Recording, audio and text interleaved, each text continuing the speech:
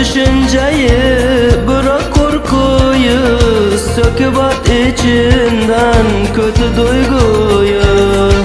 Aşk bir günlük değil, bir ömür boyu. Sevecekse insan candan sevmeli. Ah, sevecekse insan candan sevmeli.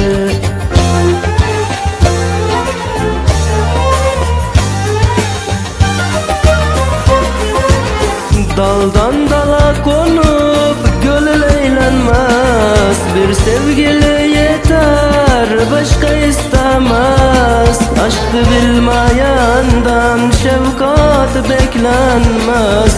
Sevecekse insan candan sevmeli. Ah, sevecekse insan candan sevmeli.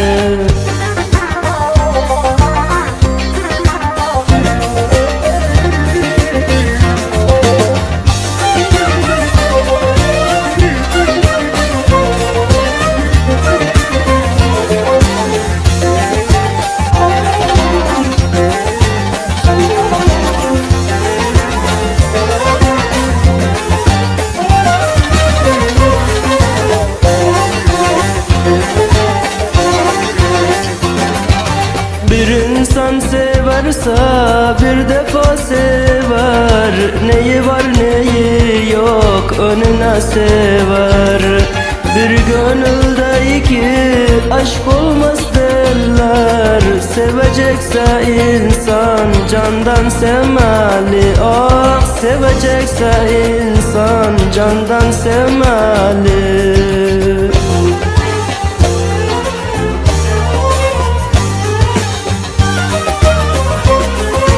Daldan dala konup gönül eğlenmez. Bir sevgili yeter, başka istemez. Aşkı bilmeyenden şefkat beklenmez. Sevecekse insan candan sevmeli. Ah, sevecekse insan candan sevmeli.